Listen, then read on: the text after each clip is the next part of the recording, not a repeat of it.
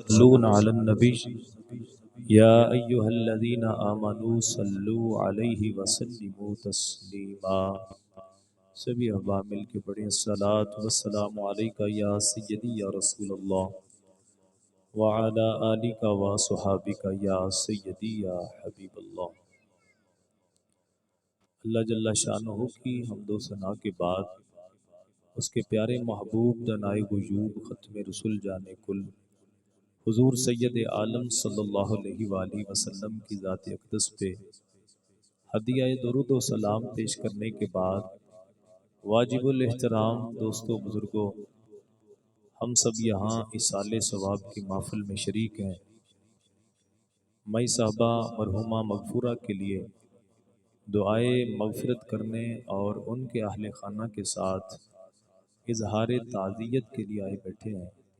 اللہ جل شانہ سے دعا ہے کہ اللہ تعالی مائی صاحبہ کی کامل بخشش و مغفرت فرمائے۔ محترم عزیز دوستو، خلاق عالم کا بے حد احسان ہے کہ جس نے ہم سب کو ہماری زندگی کے اندر ایک مرتبہ پھر ماہ صیام عطا فرمایا۔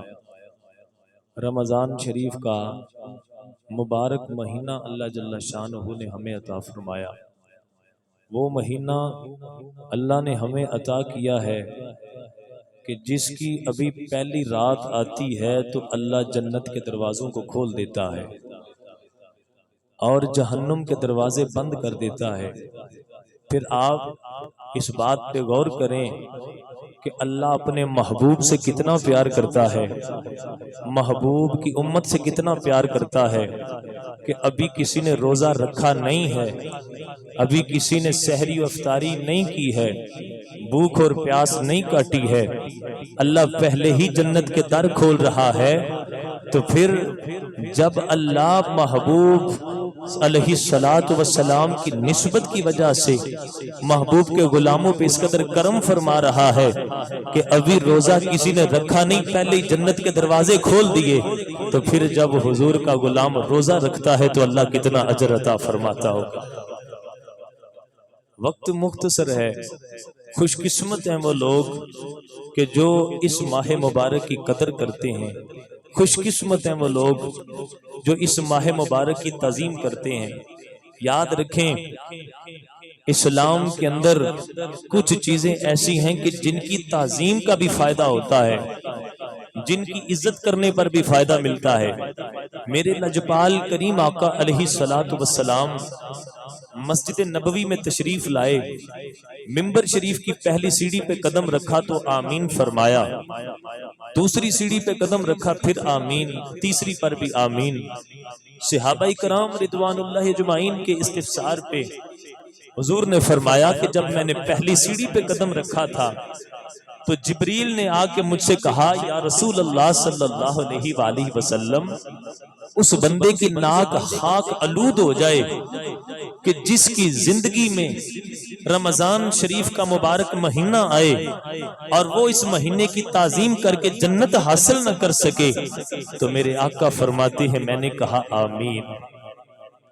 پھر فرمایا کہ جب دوسری سیڑھی پہ قدم رکھا تو جبریل نے کہا، یا رسول اللہ صلی اللہ علیہ وآلہ وسلم، وہ بندہ اس کی خاک ناک آلود ہو جائے، اس کی عزت مٹی میں مل جائے، وہ رب کی رحمت سے دور ہو جائے کہ جس کی زندگی میں اس کے والدین دونوں یا ان میں سے کوئی ایک بوڑھا ہو جائے اور وہ ان کی خدمت کر کے، ان کی تعظیم کر کے جنت حاصل نہ کر سکے۔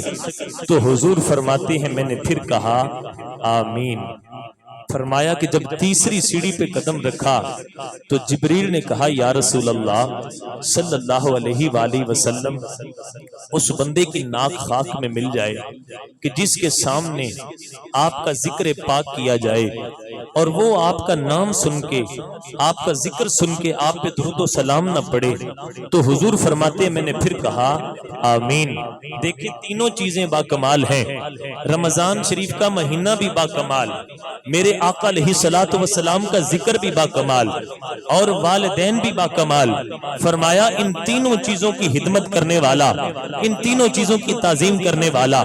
فرمایا والدین کا بڑھاپا پا کے اگر ان کی خدمت کر کے جنت حاصل نہ کر سکا تو فرمایا پھر بھی رب کی رحمت سے دور ہے. اور کریم آقا علیہ الصلوۃ والسلام نے فرمایا جس کے سامنے میرا ذکر کیا جائے اور وہ مجھ پہ درود نہ پڑے وہ آقا علیہ الصلوۃ والسلام، وہ امام الانبیاء علیہ الصلوۃ والسلام کی ذات کہ جس کی وجہ سے اللہ نے مسلمانوں سب کو عزت عطا فرمائی ہے، جس کی وجہ سے اللہ نے ہمیں یہ نعمت عطا فرمائی ہے، وہ رسول اللہ کی ذات ہے کہ جس کی وجہ سے آج گناہ کرنے کے باوجود بھی تیری اور میری شکلیں سلامت ہے. وہ امام الانبیاء کی ذات ہے کہ جس کی وجہ سے، جس کی برکت سے اللہ جل شانہ نے تجھے اور مجھے عزت عطا فرمائی ہے. آج ہماری دستاریں، ہماری عزتیں، ہمارے چپے اور کپے اگر سلامت ہیں تو رسول اللہ کی عزت کی وجہ سے سلامت ہیں. تو کہا جس بندے کے سامنے امام الانبیاء کا ذکر کیا جائے اور وہ حضور کی ذات پہ درود و سلام نہ پڑے تو کہا وہ رب کی رحمت سے بھی دور ہے اور اس کی عزت بھی اللہ خاک میں ملا دے گا. پھر بتائیں وہ دعا جو جبرائیل نے کی ہو اور پھر اس پہ آمین رسول اللہ نے فرمائی ہو تو پھر بتائیں رسول اللہ کی تعظیم نہ کرنے والا، امام الانبیاء کے ذکر کی تعظیم نہ کرنے والا کیا عزت پا سکتا ہے؟ کبھی بھی نہیں پا سکتا.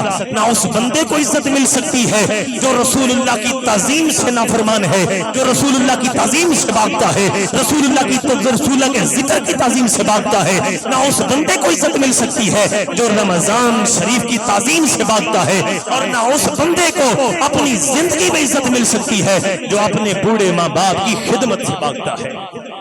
تو بس مختصر سا وقت تھا، یہی پیغام دینا ہے.